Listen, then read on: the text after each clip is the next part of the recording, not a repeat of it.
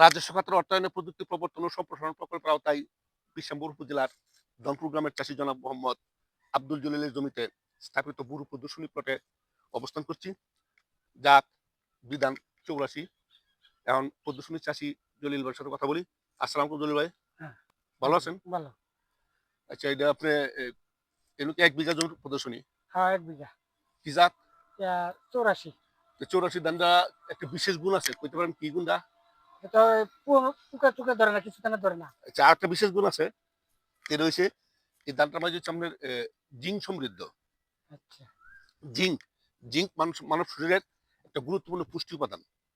Zinc মানুষের শরীরের মসৃণতা উজ্জ্বলতা বৃদ্ধি করে, ত্বকের মসৃণতা বৃদ্ধি করে, মেধার বিকাশ ঘটা, বাড়বাড়তি বৃদ্ধি করে, রোগ প্রতিরোধ ক্ষমতা বাড়া, অনেক আচ্ছা। কাজ করে জিঙ্ক।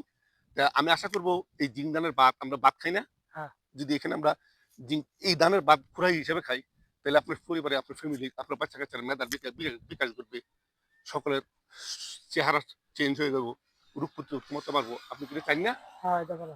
তা আমি আশা করব যে আপনি কি এটা খুরাই খাইবেন, হ্যাঁ, এটা করেই খাই। খালি আপনি আল্লাহ খাইলে হইতো না। ব্যক্তি রেডি আমাদের তো ব্যক্তি নিব কাটলে।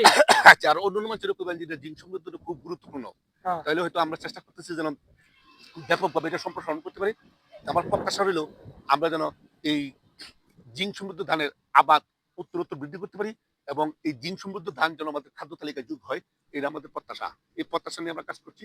আশা করি আমার এই প্রত্যাশা পূরণ হবে আপনাদের সহযোগিতায়, হ্যাঁ। আপনাদের অনুপ্রেরণার মাধ্যমে আমি দুর্গাপুরে থেকে যাবো। ধন্যবাদ, ভালো থাকেন।